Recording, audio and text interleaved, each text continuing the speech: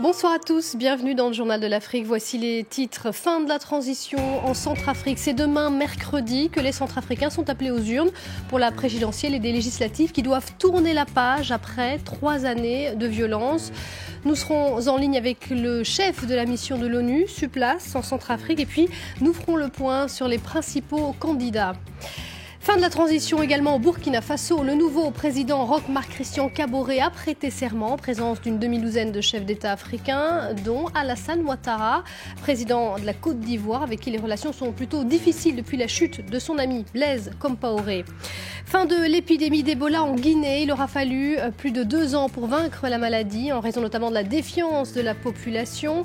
Le dernier patient guéri, un nourrisson né avec le virus, a pu rejoindre sa famille. Le pays entre maintenant dans une période de surveillance renforcée, car le risque persiste selon l'OMS. Des élections pour la paix, pour sortir de 3 années de violence. C'est demain, mercredi, le premier tour de la présidentielle et des législatives en Centrafrique. La mission des Nations Unies est mobilisée, notamment pour assurer la sécurité du vote et aider à l'acheminement du matériel électoral.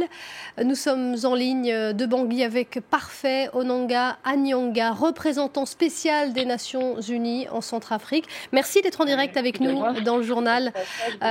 Parfait Onanga, il y a eu des problèmes logistiques encore récemment et sont à l'origine du dernier report du 27 au 30 décembre de cette élection. Est-ce que les Centrafricains vont pouvoir voter partout dans le pays demain? Ils pourront voter demain dans tout le pays, je peux vous le confirmer. Des dispositions ont été prises pour que ce soit le cas. Cela a été une aventure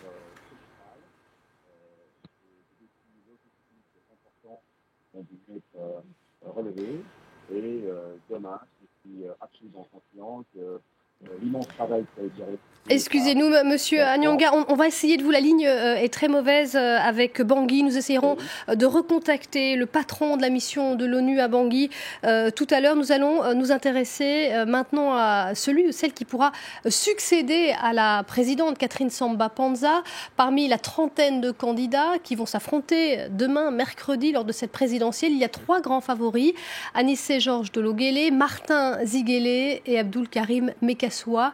Leur portrait est signé, excusez-moi, je ne me souviens plus, de Julie Chouteau. Voilà leur portrait.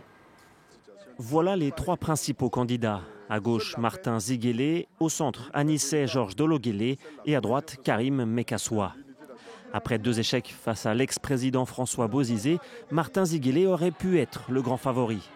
Mais cet ancien Premier ministre de 58 ans essuie quelques critiques. Pour une partie de la population, il aurait notamment soutenu le coup d'État des rebelles de la Séléka. Des accusations dont il se défend. Et ce qui importe pour moi, c'est que partout dans le pays, les Centrafricains puissent se déplacer et exprimer leur suffrage. Et puis que ces suffrages-là soient intègres, dans ce sens qu'il n'y ait pas de manipulation. Comme Martin Ziguélé, Anissé Georges Dologuélé est un ancien Premier ministre du président Patassé. Ce banquier de 58 ans est soutenu par les milieux des affaires et il a obtenu ce mardi le soutien du parti de François Bozizé.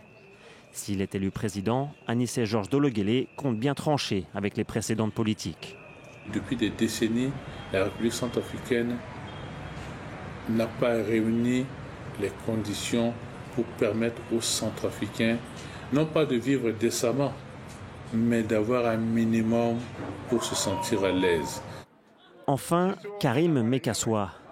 Plusieurs fois ministre sous le régime Bozizé, il jouit d'une réputation d'homme rigoureux. Cet ancien député de 62 ans met aussi en avant ses nombreuses relations. Il est notamment proche du président congolais Denis Sassou Nguesso. Parmi ses priorités, le rapprochement entre les communautés musulmanes et chrétiennes. J'ai vu pas mal de mes compatriotes à l'écoute. Ils savent que j'ai une très forte volonté de nous sortir de cette difficulté. Au total, 30 candidats sont en lice pour la présidentielle. Le scrutin doit rétablir la démocratie dans un pays qui a basculé il y a 2 ans dans des violences intercommunautaires. Et on a rétabli la liaison avec Bangui, où on retrouve le patron de l'ONU sur place, Parfait Onanga Anyanga. Merci d'être avec nous. On en parlait il y a un instant, il y a des problèmes logistiques très importants jusqu'au dernier moment. C'est ce qui a justifié d'ailleurs le dernier report de l'élection du 27 au 30 décembre. Est-ce que vous pouvez nous dire que tous les Centrafricains vont pouvoir voter dans l'ensemble du pays demain en Centrafrique ? C'est notre conviction. Nous avons fait tout ce qui était nécessaire pour faciliter ce droit de vote de tous les Centrafricains. Un immense travail de l'ensemble de la MINUSCA, mais aussi de nos partenaires, a été déployé. Et aujourd'hui, je suis absolument confiant que demain, les Centrafricains pourront voter. Et du côté sécuritaire, c'est l'autre grande crainte pour cette élection. Alors on sait que le chef de la faction radicale de la Séléka, Noureddine Adam, a cette fois rejoint le processus électoral, mais il y a eu tout de même des violences, des morts il y a 15 jours lors du référendum. Est-ce qu'on peut craindre un même scénario de nouvelles violences et de nouveaux morts demain ?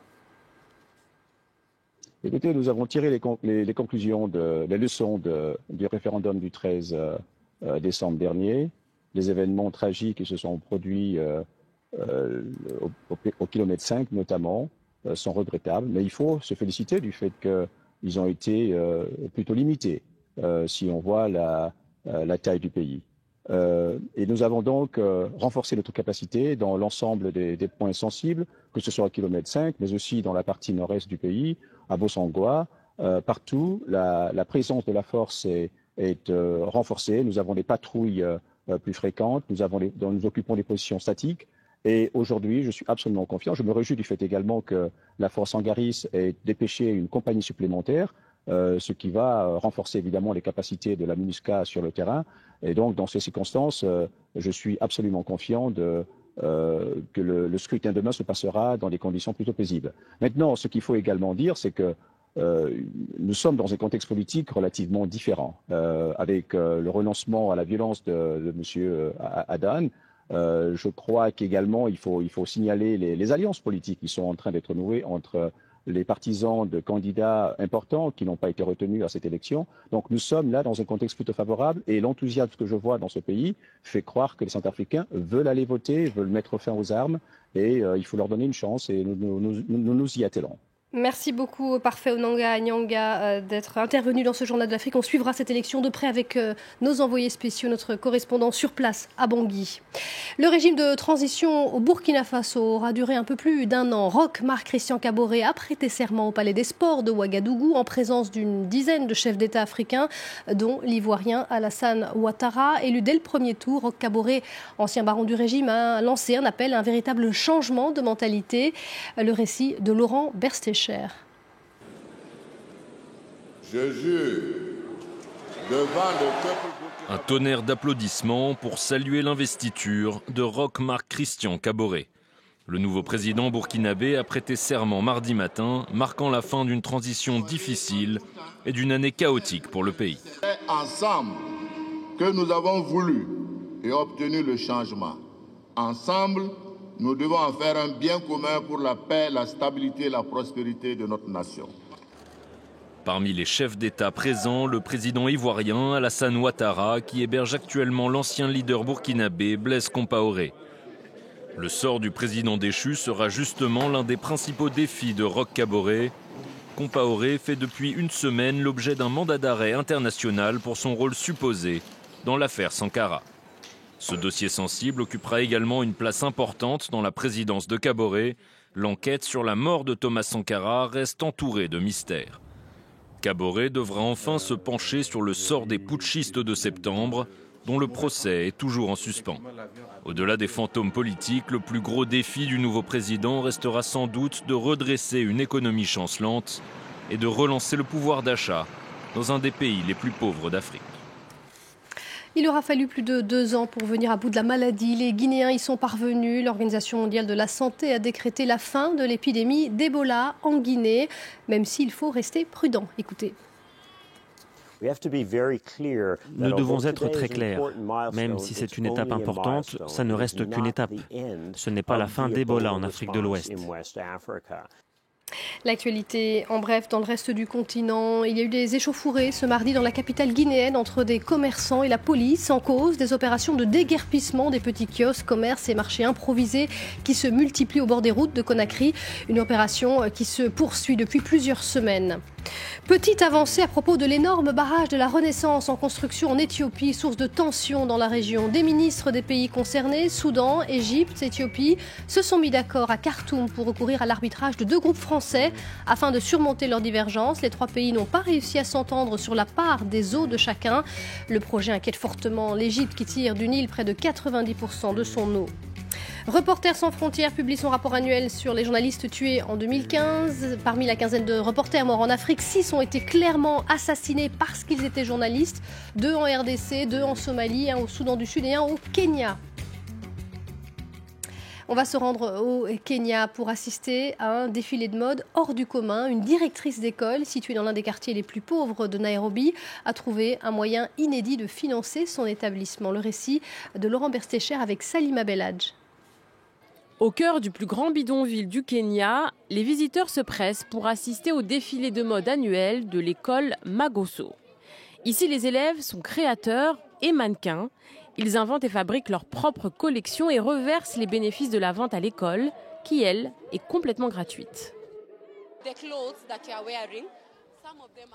Ces vêtements que nous portons vont être vendus. La plupart vont être achetés par des gens et d'autres vont être donnés aux enfants qui ont défilé. Les bénéfices de la vente nous aident beaucoup. Ça nous permet d'acheter ce dont nous avons besoin pour l'école. Cette école autosuffisante est née de l'inspiration d'une femme, Liliane Ouagala.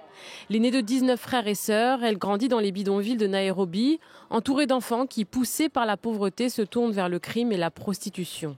Lorsqu'elle fonde l'école Makoso en 1998, c'est à eux que Liliane pense. Elle veut leur offrir une alternative à la misère de la rue. Dans mon école, on aide ceux qui ne peuvent pas s'en sortir tout seuls. Beaucoup d'enfants sont orphelins, d'autres n'ont qu'un seul parent. La vie est très difficile à Kibera et je pense que tout le monde doit avoir sa chance. La mode et la couture, mais aussi la musique, la danse et la poésie. À Magoso, la priorité est donnée à la créativité et à l'épanouissement. Un modèle qui a du succès. D'une vingtaine d'élèves à sa création, l'école en accueille aujourd'hui plus de 500.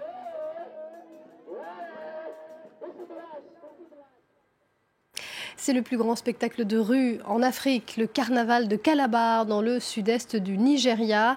Danseurs, musiciens, simples badauds, des centaines de personnes venues de différents pays aux costumes plus colorés les uns que les autres, des pans, des papillons, vous le voyez, défilent dans les rues. Le festival se termine le 1er janvier et on va se quitter sur ces images. Merci de nous avoir suivis.